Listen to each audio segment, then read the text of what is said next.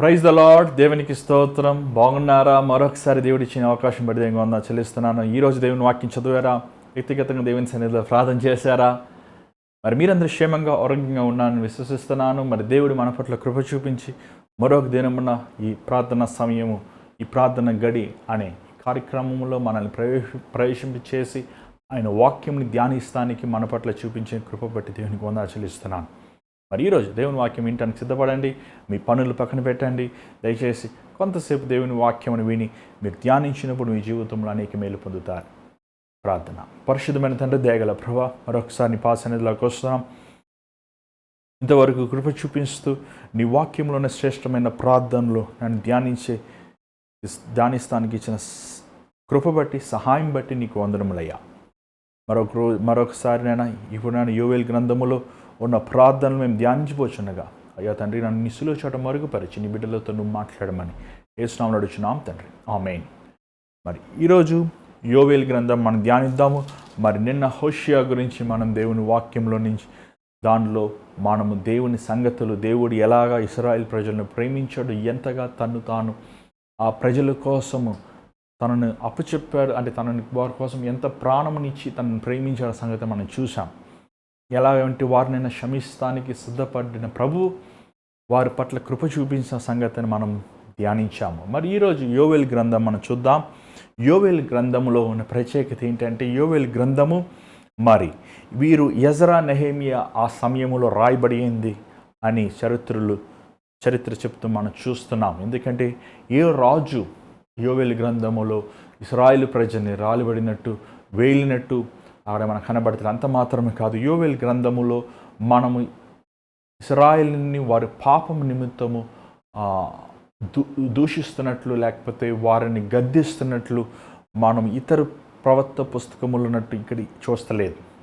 అంత మాత్రమే కాదు, యోవేల్ గ్రంథములో కొత్త యెరూషలేము, కొత్త ఏదైనా తోట, కొత్త పరలోకము దేవుడు మన కోసం సృష్టిస్తున్న సంగతిని మనం చూస్తున్నాము. అంత మాత్రం కాదు, భూమిలో ఇంకా ఎలాంటి పాపము కానీ, భూమిలో ఎలాంటి దుర్మార్గతనము లేకుండా దేవుడే స్వయంగా రాజుగా ఉండి తన ప్రజలను ఏలుతున్న సంగతిని మనం చూస్తున్నాం. అంత మాత్రం కాదు, నెహెమియా గురించి జెక్రా, నెహెమియా, ఎస్కేల్, ఒబేదియా, మలాఖీ, ఈ ఆమోసు, ఈ గ్రంథములో నుంచి అనేక విషయములు, ఈవెన్ నిర్గమకాండంలో ఉన్న సంగతులు కూడా యోవేల్ గ్రంథంలో ఉండటం మనం చూడగలుగుతున్నాము. మరి యోవేల్ గ్రంథంలో మొదటి ప్రార్థన, మొదటి అధ్యాయము 19-20 వచనం చదువుదాం. అగ్నిచేత అరణ్యములోని మేత స్థలములు కాలిపోయినవి, మంట తోట చెట్లన్నిటినీ కాల్చివేశాను. యెహోవా, నీకే నేను మొర్రపెట్టుచున్నాను. నదులు ఎండిపోటయు, అగ్నిచేత మేత స్థలములు కాలిపోటయు చూచి పశువులను నీకు మొర్రపెట్టుచున్నవి. ఇక్కడ యోవేలు గ్రంథములో ఒక మాట మనం చూస్తున్నాం. దేవుని దినము, దేవుని ఉగ్రతమైన దినము. యోవేల్ గ్రంథం తర్వాత మరలా మనము ఎజ్రాలో, నెహెమియాలో, మలాకీలో మనం చూస్తున్నాం దేవుని దినము, దేవుని దినము, దేవుని దినము అనే పదము ఎక్కువగా వాడబడింది మనం చూస్తున్నాం. అంత మాత్రమే కాదు, యోవేలు గ్రంథము భవిష్యత్తు గురించి చెప్పబడిన సంగతులు, అనేకమైన దేవుని రాకడ గురించి, దేవుని రెండో రాకడ గురించి, పరిస్థితులు ఎలాగుంటాయో అనే సంగతులు ఆ దినమని, ఇంకనూ యేసు ప్రభు శిలువలో మరణించక ముందే యోవేలు ఆ దర్శనములు చూశాడు. యోవేలు గ్రంథంలో మనం చూసినట్లయితే మొదటి అధ్యాయంలో తను మిడతలు గురించి ఎక్కువగా ప్రకటిస్తూ మనం చూడగలుగుతున్నాం. దయచేసి మొదటి అధ్యాయం 4వ వచనం దయచేసి చదవండి. దొంగలు పురుగులు విడిచిన దానిని మిడతలు తినవేసి ఉన్నవి, మిడతలు విడిచిన దానిని పస పురుగులు తినవేసి ఉన్నవి, పస పురుగులు విడిచిన దానిని చీడ పురుగులు తినవేసి ఉన్నవి. ఇక్కడ ఇంగ్లీష్ బైబిల్లో మిడతలనే ఉంది అంతే. మరి తెలుగు భాషలో అనేకమైన వ్యత్యాసమైన పురుగుల గురించి రాయబడి ఉంది. కానీ మిడతలు, వీరు బహు గొప్ప సైన్యం వలె వచ్చి వీరు యెరూషలేము, ఇశ్రాయేలు ప్రాంతమునంతా తినివేస్తాం చూడగలుగుతున్నాం. మిడతలు శాపానికి గుర్తు. మిడతలు ఆ, మన జీవితంలో ఫలించలేని అభివృద్ధికి ఆశీర్వాదానికి కాదు, కానీ శాపము.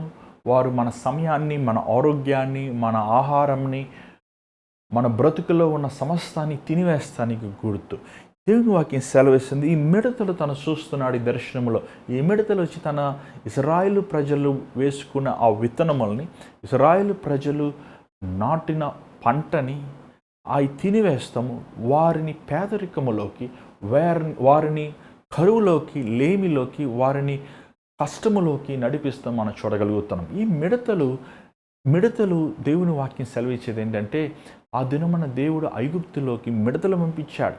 ఇశ్రాయేలు ప్రజల్ని వారు బాధ పెట్టారు కాబట్టి ఇశ్రాయేలు ప్రజల్ని, దేవుని వాగ్దానమైన సంతతిని వారి ఇక్కట్లో ఇబ్బందులు పెట్టారు కాబట్టి దేవుడు ఐగుప్తు వారి మీద మిడతలు పంపించాడు. ఫరో మనం చూసినట్లు మోషేని పిలిపించి, నేను తప్పు చేశాను, క్షమించు, ఈ మిడతలను తొలగించు అని ప్రార్థిస్తాం మనం చూడగలుగుతున్నాం. ఇక్కడ ఒకటి గమనించాలి. యోవేలు ఈ దర్శనం చూశాడు. ఈ దర్శనములో దేవుని అగ్ని, దేవుని కోపం, దేవుని ఉగ్రతని భూమిలో ఉన్న ప్రతి ఒక్కడు ఎదుర్కొంటాం చూస్తున్నాం. అంటే ఈ భూమి కాల్చబడతాం, జంతువులు సరే, పశువులు సరే, దేవుని మాటకి విరోధముగా తిరగబడిన ప్రతి ఒక్కరు దేవుడు నాశనం చేస్తాం అనే దర్శనముని తను చూశాడు. అంత మాత్రమే కాదు, దేవుడు కృప కలిగిన వాడు, దేవుడి కనికరం కలిగిన వాడు, దేవుడి సహనము, ఓర్పు కలిగిన వాడు. అదే సమయంలో దేవుని వాక్యం సెలవిచ్చినట్లు ఆ దినమున, ఏ దినమునండి? తీర్పు దినమది.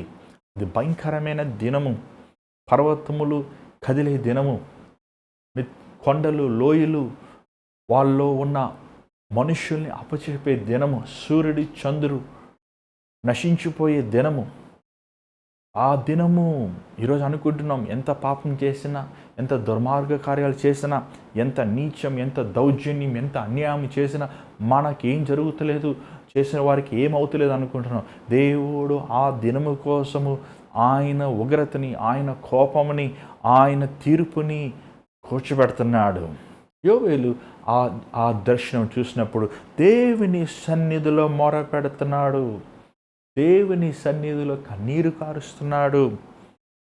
అంతమాత్రము కాదు, ఈ ఇశ్రాయేలు ప్రజలు వీరు బబులోను చేతుల్లో నలిగినప్పటికీ, వీరు బబులోను చేతుల్లో విరగ్గొట్టబడినప్పటికీ, వీరు ఇంకనూ దేవుని వైపు వారి మనస్సుని, స్థిరమైన విశ్వాసమని, స్థిరమైన నిరీక్షణని ప్రభు మీద ఉంచలేకపోతున్నారు. ఈరోజు ఎంతోమంది ప్రభువుని కొంతసేపు ఆరాధిస్తారు, ప్రభువుని కొంతసేపు జ్ఞాపకం చేసుకుంటారు, కష్టము, మేలు, పోరాటాలు ఉన్నప్పుడు గుర్తు చేసుకుంటారు, కానీ ప్రభువు చేసిన మేలు నిరంతరం జ్ఞాపకం చేసుకునే వారుగా ఉంటున్నారు. ఇక్కడ చూసినట్లయితే మొదటి అధ్యాయం 5వ వచనం దయచేసి చదవండి. భక్తులారా మేలుకొని కన్నీరు విడువుడి, ద్రాక్షారసపానము చేయువారులారా రోదనము చేయుడి. మత్తులారా, తాగుబోతులారా, మేలుకోండి, కన్నీరు విడవండి. ఈరోజు అపవాది మత్తుని కలుగు చేశాడు. పాపముకొచ్చే జీతం అయిన మరణముని, ఏమైనా పాపం చేసేవాడు మత్తులో ఉంటున్నాడు. మత్తు. ఈరోజు ఎంతమంది వారి మనస్సాక్షిని చంపుకొని దేవునికి విరోధమైన కార్యములు చేస్తున్నారు, దేవునికి విరోధమైన కార్యములు కొనసాగిస్తూ మరలా ప్రార్థన చేసి దేవుడు నాకు జవాబు ఇస్తలేదు ఏంటి అంటున్నారు. మత్తులారా, తాగుబోతు వాడికి మత్తు కలుగుతుంది, డ్రగ్స్ వేసుకున్న వాడికి మత్తు కలుగుతుంది, పాప వ్యసనముల్లో ఉన్నవాడికి మత్తు. ఈరోజు ఏ మత్తులో నువ్వు ఉన్నావయ్యా? ధనాపేక్షణ మత్తులో ఉన్నావా? లోకరీతిగా గొప్పవాడిగా ఉండాలని, రాజకీయంలో ఉండాలని, అధికారంలో ఉండాలని మత్తులో ఉన్నావా? పేరు ప్రఖ్యాతులను ఆశించే మత్తులో ఉన్నావా? లేకపోతే దేవుడు నిన్ను రక్షిస్తాడు, దేవుడు నిన్ను శుద్ధి చేస్తున్నాడు, దేవుడు నిన్ను బాగు చేస్తాడు, దేవుడు నిన్ను పరిశుద్ధపరుస్తున్నాడు, దేవుడు నిన్ను పవిత్రపరుస్తున్నాడు, దేవుడు నిన్ను కడుగుతున్నాడని మేల్కొన్నావా? పాపము చేసేవాడు మత్తులో ఉంటాడు. ఒకసారి నేను ఉద్యోగం చేస్తున్నప్పుడు కొంతమంది ఇతర దేశం నుంచి వచ్చినప్పుడు వారు మరి ఇక్కడ ఏమన్నా పబ్స్ ఉంటాయా అన్నప్పుడు, సరేలే ఉద్యోగం చేస్తున్నాం కదా క్లయింట్ అని చెప్పి వారిని ఈ పబ్ దగ్గర ఒక చోట తీసుకువెళ్ళి వదాల్సి వచ్చింది. చిన్నప్పటి నుంచి నేను దేవుని సేవకుడు కుమారుడుగా ఉన్నప్పుడు నాన్నగారు వాక్యం ద్వారంగా సారాయి కానీ, సిగరెట్ కానీ, ఈవెన్ బీర్ కానీ నోట్లో పెట్టకుండా పరిశుద్ధంగా బ్రతికాం. కానీ నేను ఆ రోజు నాన్నగారికి చెప్పి ప్రార్థన చేయించుకొని ఇలా పని నిమిత్తం వారు వెళ్ళాల్సి వస్తుంది. వీళ్ళు క్లయింట్స్ తెల్లవారు, మరి అప్పటికి ఇంకా నేను సేవలోకి రాలేదు. కాబట్టి చెప్పి నేను ఆ మాట చెప్పి వారిని తీసుకెళ్లాల్సి వచ్చింది. వారిని తీసుకువెళ్ళి ఆ స్థలం చూపించి మరలా నేను బయటకు వస్తున్నప్పుడు అక్కడ యవనస్తురాళ్ళు సగం బట్టలు వేసుకొని ఆ బాత్రూముల దగ్గర వామిటింగ్ చేసుకుంటూ, ఆ మత్తు మందులు ఇంజెక్షన్స్ ఇచ్చుకుంటూ భయంకరమైన ఆ దృశ్యం చూసినప్పుడు నాకు ఎంతో ఆందోళన చెందింది. అరే, చూస్తానికి ఎంతో మంచి ధనమున్నవారుగా ఉన్నారు, చదువుకున్నవారుగా ఉన్నారు, జ్ఞానమైన వారుగా ఉన్నారు. కానీ వారు చేస్తున్న ఆ గబ్బులో, ఆ పెంటలో, ఆ డ్రగ్స్ వేసుకుంటూ ఆ మత్తులో ఈరోజు ఎంతోమంది పాపము అనే మత్తులో ఉన్నారండి. పరాయి స్త్రీ అనే మత్తులో ఉన్నారు, అక్రమైన సంబంధమైన మత్తులో ఉన్నారు. ఈరోజు ఏ మత్తులో నువ్వు ఉన్నావయ్యా? ఏ మత్తు? కొంతమంది అండి డబ్బు కోసం ఏమన్నా చేస్తారు. ఆ 10 రూపాయలు చూపిస్తారు, ఆ 2000 రూపాయల నోటు చూపిస్తారు, 500 రూపాయల నోట్లు చూపిస్తారు, ఏమైనా చేస్తారు. మత్తు మత్తు మత్తు మత్తు. మేల్కోండి, ఇదిగో దేవుని ఉగ్రత రావస్తుంది మీకు. ఇదిగోండి, కొత్త ద్రాక్షరసము తాగండి. ఏంటి కొత్త ద్రాక్షరసం? ఏంటి పాత ద్రాక్షరసం? ఏంటి కొత్త ద్రాక్షరసం? ఏంటి ఏమండి? కొత్త ద్రాక్షరసం ఏమండి? తాగండి కొత్త ద్రాక్షరసం, నూతన ద్రాక్షరసం. అంటే యేసు ప్రభు రక్తము, నూతన ద్రాక్షరసం.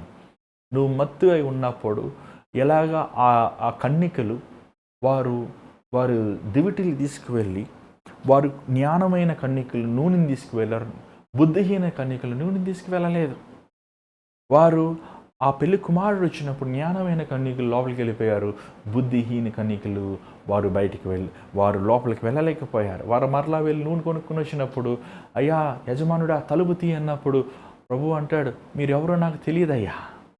అలాగా కొత్త ద్రాక్షరసమైన యేసు ప్రభు రక్తానికి గుర్తుగా ఉన్న ప్రభు ద్రాక్షరసముని ఏమైందండి, వాళ్ళు చేతుల్లో నుంచి, వారి పెదముల్లో నుంచి ఏమంటే అది తీయబడుతుందంట. ఎందుకు తీసివేస్తుంది? ఎందుకంటే నీ పాప హృదయం ఉన్నప్పుడు, నీ తిరుగుబాటు స్వభావం ఉంటున్నప్పుడు, నీ హృదయం నిండా లోక కార్యాలతో నింపుకుంటున్నప్పుడు దేవుడు తన రక్తంని నీకెందుకు ఇస్తారనుకుంటున్నావు?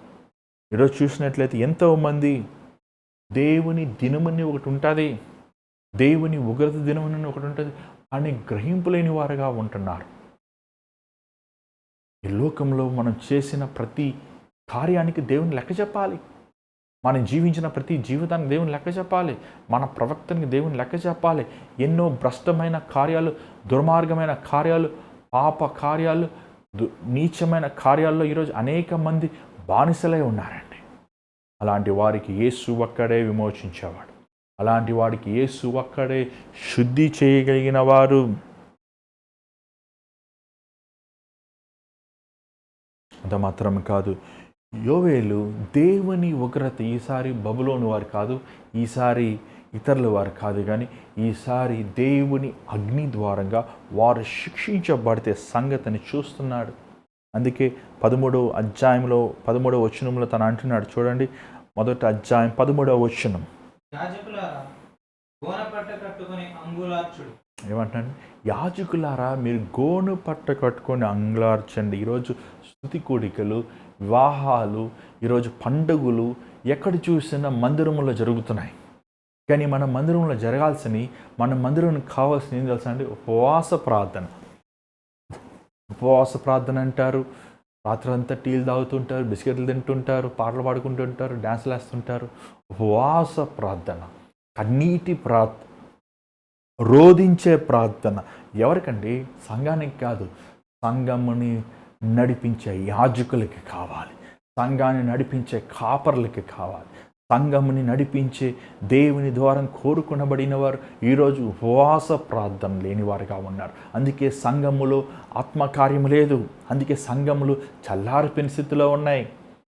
చార్లెస్ ఫిన్నీ గారు చచ్చిన బోధకుడు, చచ్చిన సంఘానికి చచ్చిన ప్రసంగాలు బోధిస్తున్నాడు. ఒక సేవకుడు కాల్చబడితే, ఒక సేవకుడు ఉపవాస ప్రార్థన అభ్యాసం చేసుకుంటే, ఒక సేవకుడు మోకరించి దేవుని వైపు తన హృదయం సరిచేసుకుంటూ దేవుని వైపు కన్నీరు కార్చి దేవుని ఆత్మ ద్వారా శుద్ధి చేయబడితే ఆ సేవకుడు సంఘమంతా ప్రభావితం చేయగలండి. ఈరోజు మనకి ఎల్ఈడీలు, మరి ఏసీలు, పార్కింగ్ ప్లేస్లు ఇన్ని ఉన్నాయి, సంఘానికి సౌండ్ సిస్టములు అన్నీ ఉన్నాయి, కానీ దేవుని ఆత్మ లేదు.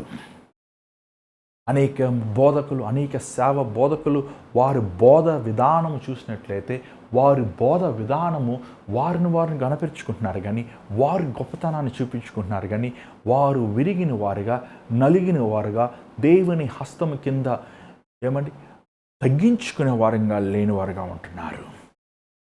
అంత మాత్రం కాదు, ఏమంటున్నాడు చూడండి. దాని తర్వాత 13వ వచనములో, బలిపీఠం వద్ద పరిచర్య చేయువారులారా రోదనము చేయుడి. యాజకుల్ని ఈ గోనిపట్టి సంచి గోని వస్త్రములు వేసుకొని ఏడవమంటున్నాడు. బలిపీఠం ముందు పరిచర్య చేసే లేవీళ్ళారా, పాటలు పాడేవాళ్ళారా, వాయిద్యాలు వాయించే వాళ్ళారా, మందిరం ఉపకారములు పనులు చేసేవాళ్ళారా, దేవుని ముందు రోదించండి, ఏడవండి, కన్నీరు కార్చండి. దాని తర్వాత చదవండి. నా దేవుని పరిచారకులారా గోనపట్ట వేసుకుని రాత్రి అంతయు గడుపుడి. దోనిపట్టు వేసుకుని రాత్రంతా గడపండి. ఒక రాత్రి కాదు, రాత్రులు పగలు. ఈరోజు చాలామంది సేవకులు ఏం చేస్తున్నారండి? ఆదివారం వాక్యం చెప్పాక మధ్యవారం అంతా ఏం చేస్తున్నారు? ఈరోజు సంఘాలు ముయ్యబడి ఉన్నాయి, లాక్డౌన్ అయ్యి తెచ్చేసుకుని తెరవబడలేదు.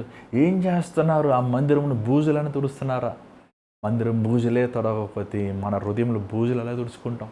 దేవుని మందిరంలో మనం కన్నీరు కార్చకపోతే, నాయకులు అయిన మనం, కాపర్లైన వారు, దేవుని ద్వారా అభిషేకించబడిన వారు దేవుని చేతుల్లో మరొకసారి ఉజ్జీవించకపోతే సంఘంలో ఎలా ఉజ్జీవిస్తామండి? ఈరోజు సంఘంలో మనుషులు వస్తానికి ఇష్టపడతలేదు.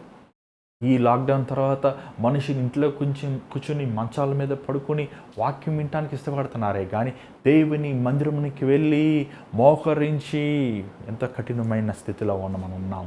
మంచి దినముల్లో మనుషులు సుఖముని ప్రేమించేవారుగా ఉంటారని మాటలు మనం చూస్తున్నాము. దాని తర్వాత ఏం చూడండి, ఏం చూడండి, దాని ముందు చూడండి. నైవేద్యమును పానార్పణమును నీ దేవుని మందిరమునకు రాకుండా దేవుని మందిరముకు నైవేద్యమును, పానార్పణమును, నైవేద్యము, దేవునికి ఇవ్వాల్సిన దశమ భాగము, దేవునికి ఇవ్వాల్సిన కానుకలు, దేవునికి ఇవ్వాల్సిన సమయము, దేవునికి ఇవ్వాల్సిన తలాంతులు, దేవునికి ఇవ్వాల్సిన నీ జీవితము, అది రాకుండా ఆగిపోయిందయ్యా. నేను దేవుని వెంబడిస్తానని చెప్పి నువ్వు మందిరంకి వెళ్ళకుండా నీ ఇంట్లో కూర్చొని నీ పని చేసుకుంటుంటే నువ్వు దేవుని సేవలా చేస్తావా? నువ్వు దేవునికి ఎలా లోపడుతున్నావు? కానుకలు, ఈరోజు మనుషులు కానుకలు ఇస్తానికి ఇష్టపడతలేదు. ఎక్కడ చూసినా అప్పులండి. ఎందుకు అప్పు ఉంది నీ జీవితంలో? నువ్వు ఈ దేవుడికి ఇచ్చే విషయం నమ్మకంగా లేవు కదా. నువ్వు దేవుడికి ఇచ్చే విషయంలో నువ్వు యథార్థంగా లేవు కదా. నువ్వు దేవుని ధనమును, దేవుని సొత్తుని దొంగిలించేవాడుగా ఉన్నావు. కానుకల గురించి చెప్తే మీ కానుకలు డబ్బులు కావాలా? ఒక పాస్టర్ గారికి, ఒక సంఘానికి ఇస్తున్నానని మీరు డబ్బులు ఇస్తే దానివల్ల మీకు ఏ విధమైన ఉపయోగం లేదు. దేవుడు అన్నాడు, దశమ భాగము నా సొమ్ము, దశమ భాగం ఇవ్వనవాడు వాడు నా దృష్టిలో దొంగ అని ప్రభువు అన్నాడు. దేవుడు అదే అన్నాడు. లేవీలు ఏమన్నాడు? లేవీలు వారు నా ఎదుట పరిచర్య చేస్తున్నారు కాబట్టి నాకు ఇచ్చిన బలులు వారు భుజిస్తారయ్యా. వారు నన్ను విశ్వసిస్తున్నారు కాబట్టి, వారు నా మీద వారు నిరీక్షణ పెట్టున్నారు కాబట్టి, నా యాజకులు నాకు అప్పచెప్పిన కానుకలు నేను వాళ్ళకి ఇస్తున్నాను అంటున్నాడు ప్రభు. ఈరోజు ఎంతోమంది పాస్టర్లు పట్టుకొని విమర్శిస్తున్నారు. అలా విమర్శించే వాళ్ళు నువ్వు కూడా రావచ్చు కదా, నీకు కూడా ఇస్తాడు. నువ్వు సేవ చేయొచ్చు కదా. ఎందుకు నీకు అంత అసూయ? నీకు అంత కుల్లి? ఎందుకు నీకు అంత బాధ? సేవ చేయమంటే ఉద్యోగం చేసుకుంటే చేస్తానంటావు, సేవ చేయమంటే అది చేస్తాను ఇది చేస్తానంటావు, సేవ చేయమంటే నీకు నిర్లక్షణ కదా. మళ్ళీ విమర్శిస్తున్నావు, ఇతరులు విమర్శించొద్దండి. దేవుడికి ఇవ్వాల్సిన దేవుడి సొత్తు దేవుడు తింటాడా బలులు? దేవుడు తింటాడా భోజనములు? దేవుడు తింటాడా బియ్యం గింజలు? దేవుడు తింటాడా అక్కడ తెచ్చిన కానుకలు? దేవుని కోసం అంకితం చేయబడిన వారి సేవకులు తిన్నప్పుడు దేవుడు తిన్నట్టే. అది బైబిల్లో మనం చూడగలుగుతున్నాం. ఎవడైనా నా నిమిత్తము ఒక ప్రవక్తకి చన్నీళ్ళు ఇస్తే వాడు ఆ ప్రవక్త ప్రతిఫలం పోగొట్టు నా నిమిత్తం అన్నాడు దేవుడు. నా నిమిత్తం నువ్వు ఒక ప్రవక్త మంచినీళ్ళు ఇస్తానే నువ్వు ఆ మేలు మర్చిపోనయ్యా అంటున్నాడు. దేవుని సేవకులు మనం ప్రేమించేవారుగా, దేవుని మందిరం ప్రేమించేవారు ఉండాలి. దేవుని మందిరంలో సమృద్ధైన ఆహారం ఉండాలి. హిజ్కియా దేవుని మందిరంని తను రాజు అయినప్పుడు దేవుని మందిరంని బాగు చేశాడు. దేవుని మందిరంలో బలులు, దేవుని మందిరంలో ఆహారం, దేవుని మందిరంలో స్టోర్ హౌసెస్ కట్టి మనుషులను ప్రేరేపించాడు. అయ్యా ఇది దేవుని మందిరం అయ్యా, ఇది దేవుని సేవకులు మనం ఇస్తున్నాం. ఆ దేవుని మందిరంలో వారు పరిచర్య చేయాలి అని ప్రోత్సాహపరిచాడండి. ఈరోజు దేవుని సేవకుని చూసి, దేవుని సంఘంని చూసి ఏడిచే వాళ్ళని ఏమనాలి? ఒక సేవకుడు దరిద్రంగా ఉంటే, ఒక సేవకుడు కరువులో ఉంటే, ఒక సేవకుడు తన కుటుంబాన్ని పోషించలేకపోతే ఇంకో 10 మంది సేవకులు వస్తారా? ఒక 10 మంది దేవుని విశ్వసిస్తారా? పిలుపు ఉన్న వారు ప్రభుని సేవిస్తారా? ఇక్కడ అంటున్నాడు 14వ వచనం దయచేసి చూడండి. ఉపవాస దినము ప్రతిష్ఠించుడి, వ్రత దినము ఏర్పరచుడి, యెహోవాను బతిమాలుకొనుటకై పెద్దలను దేశంలోని జనులందరినీ దేవుడైన యెహోవా మందిరం కూర్చుడి. ఉపవాస దినము డిక్లేర్ చేయండి. ఉపవాస దినం, ఇంగ్లీష్ వాళ్ళు చాలా మంది హోలీ ఫాస్టింగ్ అంట. ఉపవాస దినం, పరిశుద్ధమైన ఉపవాసం. పరిశుద్ధమైన ఉపవాసం ఏంటి? ఎందుకు ఉపవాసం చేస్తారు? చాలామంది వెయిట్ లాస్ అవ్వని ఉపవాసం చేస్తారు. చాలామంది ఇంట్లో బియ్యం కలిసి వస్తుందని ఉపవాసం చేస్తారు. చాలామంది డాక్టర్ చెప్పాడు అందుకని ఉపవాసం చేస్తారు. ఉపవాసం చేసేవాడు తను ఆ ఉపవాసానికి తినాల్సిన ఆహారాన్ని ఇతరులకు ఇవ్వాలి, దేవుడికి ఇచ్చేయాలి. అంత మాత్రమే కాదు, ఆ ఉపవాసము తను శుద్ధ హృదయముతో మంచి మనస్సాక్షితో ఆ ఉపవాసం ఉన్న సమయం అంతా తను ప్రార్థన చేయాలి. అంత మాత్రమే కాదు, ఇక్కడ అంటున్నాడు, యోవేలు అంటున్నాడు, సమాజమును కూడండి, సమాజముగా రండి, దేవుని మందిరానికి సమాజముగా మానవద్దు, సమాజముగా రండి. ఎక్కడ 2-3 కలిసి ప్రార్థిస్తారో నేను వారి మధ్య ఉంటానన్నాడు ప్రభు. ఈరోజు అపవాది ఈ లాక్డౌన్ అని పేర్లు చెప్పి సమాజంగా కూడతాము ఆపివేస్తున్నాడండి. సమాజంగా కూడాలి, సమాజంగా దేవుని వైపు ఏక మనసుతో ఏక హృదయముతో మనము ప్రభువు వైపు మన చేతులు చాచాలి. ప్రభువా నువ్వు మమ్మల్ని కనికరించు, ప్రభువా మమ్మల్ని కృప చూపించు. తన ప్రజలు వారు తన్ను తాను తగ్గించుకొని వారు అపరాధములు, వారు దోషములు ఒప్పుకొని దేవుని వెతికినప్పుడు దేవుడు కృప చూపిస్తాడండి. ఇక్కడ అన్నాడు సమాజంగా కూడండి అయ్యా, ఏ ఒక్కరిని ఇంట్లో విడిచిపెట్టద్దు, నీ పసిపిల్ల వాడిని కూడా ఇంట్లో ఉంచద్దు. ఈరోజు మందిరానికి రమ్మంటే ఎంతోమంది మందిరానికి వస్తానికి నిర్లక్ష్యంగా ఉంటున్నారు. మందిరమును అంటే ఆశ లేని వారిగా ఉన్నారు. సమాజంగా కూడుతో మానవద్దు అని దేవుని వాక్యం సెలవిస్తుంది. అయ్యా ఈ దేశంలో ఉన్న వారందరూ రండి అయ్యా, దేవుని చూడండి అయ్యా. దేవుని గృహముకి the house of the lord, ఒక మందిరం అంటే అది దేవుని గృహం. ఆ పాస్టర్ది కాదు, ఆ సంస్థది కాదు, ఆ సేవకుడిది కాదు, అది దేవుని గృహం. దేవుని గృహానికి వచ్చి దేవుని వైపు కన్నీరు కార్చండి, దేవుని వైపు మొర, దేవుని వైపు నీ వేదన, దేవుని వైపు నీ బాధ, దేవుని వైపు నీ హృదయంలో ఉన్న ఆందోళన ఆయనకి చెప్పండి అని ప్రభు ఆయన చెప్తూ మనం చూడగలుగుతున్నాం. అంత మాత్రం కాదు, 15వ వచనం దయచేసి చదవండి. ఆహా, యెహోవా దినము వచ్చునే, ఎంత భయంకరమైన దినము! అది ప్రళయం వలనే సర్వశక్తుని యొద్ద నుండి వచ్చును. యెహోవా దినం వచ్చును. ఏం దినం అండి? ఇండిపెండెన్స్ డే కాదు, క్రిస్మస్ కాదు, ఈస్టర్ కాదు, న్యూ ఇయర్ కాదు, యెహోవా దినము, భయంకరమైన దినము. ఈ ప్రవక్తలండి వీరి ఆ దినమును చూచారు. వీరు కొన్ని వేల సంవత్సరాల ముందే ప్రభు దినమును వారు చూశారు. అది ఎంతో భయంకరమైన దినము, దేవుడు తీర్పు తీర్చే దినము.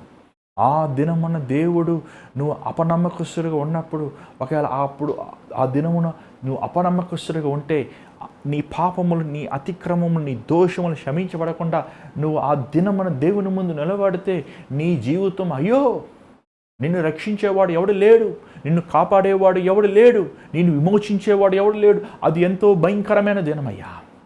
దేవునికి భయపడవా? అసలులోని దొంగ అంటాడు, అయ్యా నువ్వు దేవునికి భయపడవా?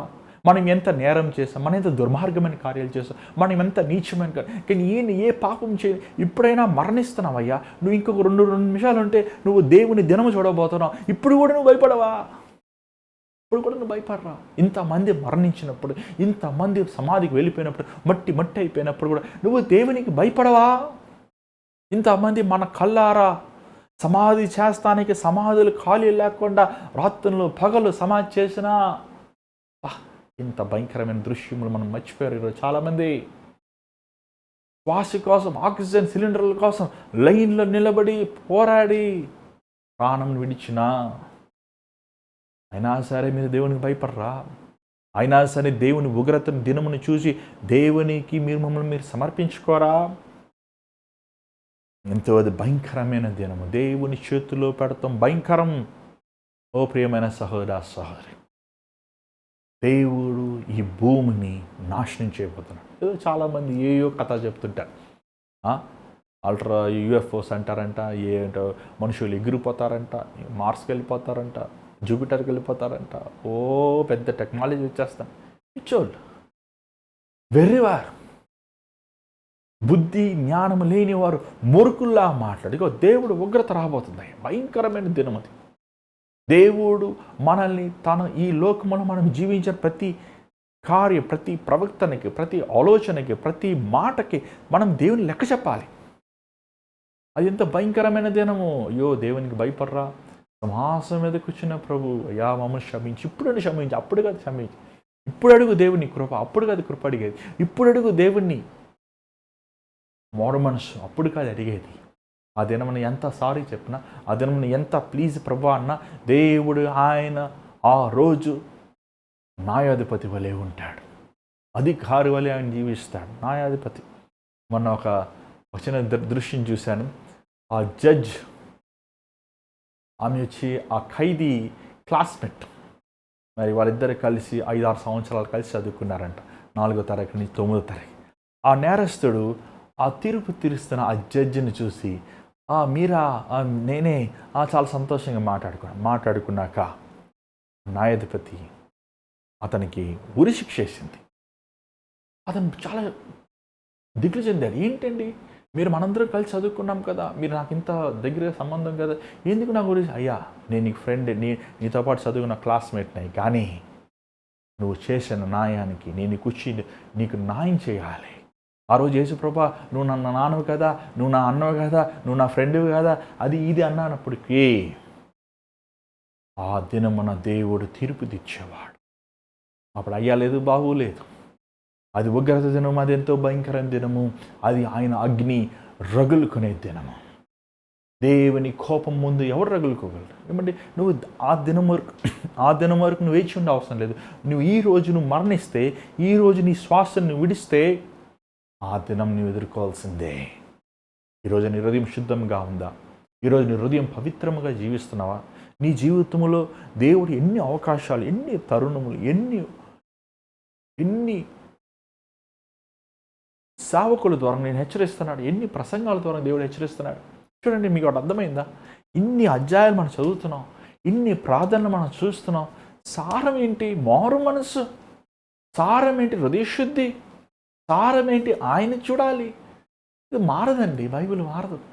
ఏ బోధకుడైనా, ఏ ప్రవక్త అయినా, ఏ సేవకుడైనా, ఏ ప్రార్థన, ఏ రాజు చేసినా దేవుడు ఆశించేది ఒకటే, నువ్వు దేవుని ఎదుట యథార్థంగా ఉండాలి, దేవుని ఎదుట నువ్వు శుద్ధమైన మనస్సాక్షి కలిగి ఉండాలి, దేవుని ఎదుట నువ్వు పవిత్రమైన జీవితం బ్రతకాలి. ఆయన ఆశించేది నీ దగ్గర ఒకటే కదా. అది అసాధ్యమని యేసు ప్రభు మన కోసం కల్వరి శిలువలో మరణించాడు. ఆయన చిందించిన రక్తము ద్వారంగా మనల్ని విమోచించాలని ఆశించాడు. అంత మాత్రమే కాదు, ఆయన ఆత్మను మనకు సహాయం ఇచ్చాడు. అయినప్పటికీ ఈరోజు అనేక మంది ఆత్మ ఫలములు ఫలించలేని వారుగా ఉన్నారు. చల్లారిపోయిన స్థితిలో ఉన్నారు. ఈరోజు ఎంతోమంది దేవునిని మర్చిపోయిన వారుగా ఉన్నారు. ప్రార్థన చేస్తూ మర్చిపోయిన వారుగా ఉన్నారు. దేవుని వాక్యం చదివేవారు లేని వారుగా నిర్లక్ష్యముగా ఉన్నారు. ఓ ప్రియమైన సహోదర సహోదరి, దేవుని వైపు చూడయ్యా, దేవుడి వైపు చూడయ్యా. దేవుడు నీ బ్రతుకుని మార్చాలని ఆశిస్తున్నాడు. పై ఆచారాలు, పై ప్రవక్తన కాదు, కానీ నీ హృదయం అంతరంలో క్రియేషన్ ఆశిస్తుంది. చూడండి, హృదయం అంతరంలో జరిగేవి బయట కనబడవు, దేవుడు చేసేవి హృదయం అంతరం. ఈరోజు ఎంతోమంది ఈ స్వస్థతలు అని చెప్పి, పరిశుద్ధాత్మ అభిషేకం చెప్పి కేకలు వేస్తూ, గంతులు వేస్తూ ఎమోషనల్ అయిపోతున్నారు. పరిశుద్ధాత్ముడు చేసే ముఖ్యమైన క్రియ తెలుసా? నీ పాప వ్యసనముల నుంచి నీకు విడుదల. అది బహిరంగ కనబడదు. అది కొంతకాలం ప్రభువుతో పాటు నడుస్తున్నప్పుడు ఆ ఫలములు, ఆ గుణగుణాలు, ఆ స్వభావం అప్పుడు వస్తుంది. అంతేగాని ఒక్క దినం టక్కని నేను పరిశుద్ధాత్మతో ఉన్నానని పై రూపం కనబడేది కాదు. ఈరోజు భక్తి అలా ఆచారం అయిపోయింది, ఒక ఎమోషనల్ రిలీజన్ అయిపోయింది, ఉద్రేకపూర్వకమైన భక్తి అయిపోయింది ఈరోజు. ఓ ప్రియమైన సహోదరుడా, నీ హృదయం దేవునికి ఇవ్వయ్యా. దేవుడు అక్కడ మన వాక్యం చూసినట్లు మరి ఎంత భయంకరమైన దినములు మన ఎదుట ఉన్నాయి, ఎంత భయంకరమైన సాతాను తన సమయం అయిపోతుంది తెలిసింది. ఈ మిడతల వలె వాడు వచ్చి ఎవరిని మింగుద్దామా, ఏది నాశనం చేద్దామా అని సిద్ధంగా ఉన్నాడు. మేలుకో ప్రియమైన సహోదరుడు, సహోదరి, నీ కుటుంబం కోసం నువ్వు ప్రార్థించి, నీ ఇంటి వారి కోసం నువ్వు ప్రార్థించి, నీ కోసం నువ్వు ప్రార్థన చేసుకో, నీ సంఘం కోసం నువ్వు ప్రార్థన చేయి, నీ దేవుని నీ సేవకుల కోసం నువ్వు ప్రార్థన చేయి. ఇది మనం ప్రార్థించే సమయము, ఇది మనల్ని సిద్ధపరచుకునే సమయము. యోవేలు ఆ సమయంని దేవుని ఉగ్రతను చూశాడు. ఈరోజు నీ జీవితం దేవునికి ఇస్తావాయా? దేవుని కోసం తీర్మానం చేస్తావా? దయచేస్తాలో ఉంచండి, ప్రార్థన చేద్దాం. పరిశుద్ధమైన తండ్రి, దయగల ప్రభా, మరొకసారి నీ పాసనలోకి వస్తున్నాం నాయన. ఎంత భయంకరమైన దినము, నీ దినము ఈ లోకము సిద్ధపడుతుంది. ప్రతి దుర్మార్గుడు, ప్రతి నీచుడు, ప్రతి భ్రష్టత్వం, ప్రతి పాప వ్యసనములో ఉన్న ప్రతి ఒక్కరిని తీర్పు తెరిచిపోతాను. ఓ దేవా, ఆ దినము నుంచి మమ్మల్ని తప్పించిన ఆయన, ఆ దినము నుంచి మమ్మల్ని కాపాడయ్యా, ఆ దినము నుంచి మమ్మల్ని రక్షించు ప్రభువా. ఒకసారి మమ్మల్ని చూడు నాయన, ఒకసారి మమ్మల్ని బాగు చేయను ఆయన, ఒకసారి మమ్మల్ని పరిశుద్ధపరచిన ఆయన. దేవా, ఆ ఉగ్రతమైన దినము నుంచి మమ్మల్ని కాపాడయ్యా. ఈరోజునైనా నీ బిడ్డలు నీ వాక్యం ఇచ్చిండగా అయ్యా, నీ మాట మా హృదయంలోకి వెళ్ళి క్రియ చేయనువయ్యా, మమ్మల్ని పరిశుద్ధపరిచాయ్యా. దేవా, ఆ దినమునైనా నిన్ను సింహాసనం మీద చూసి అయా బలానమ్మకమైన మంచి దాసుడా అనిపించుకునే బ్రతుకులు మాకు దయచేయ ప్రభా. యథార్థమైన బ్రతుకు, సత్యమైన బ్రతుకు, నీతి విశ్వాసమైన బ్రతుకు మాకు దయచేయమని, నిశ్చితమైతే మళ్ళీ రేపు కలుసుకున్న కృప చూపించమని యేసు నామమున అడుగుచున్నాం తండ్రి, ఆమేన్. మరి ఈరోజు ఈ కార్యక్రమం ద్వారా మీరు దీవించబడ్డారు, మేలు పొందాలని నమ్ముచున్నానండి. మరి దేవుడు మీతో మాట్లాడితే మా తెలియపరచండి, మేము మీకు ప్రార్థన అవసరం మా తెలియపరచండి, మీకోసం ప్రేయర్ చేయాలని ఆశిస్తున్నాం. మరి ఎవరైనా సరే ఈ కార్యక్రమాల ద్వారా మీరు మేలు పొంది ఒక చిన్న విరాళం పంపించాలని ఆశిస్తే మరి ఆన్లైన్ కనబడుతున్న స్క్రీన్ నెంబర్స్ పంపించండి. మరి దేవుడు ఈరోజు మీతో మాట్లాడి నమ్ముచున్నాను. మీరు కొనసాగుతూ ప్రార్థనలో మీ సమయం గడపండి, మేము మీకోసం ప్రార్థన చేస్తాం. మరి దేవుని చిత్తం అయితే మళ్ళీ రేపు 7 గంటలకు కలుసుకుందాం. అంతవరకు take care, God bless you.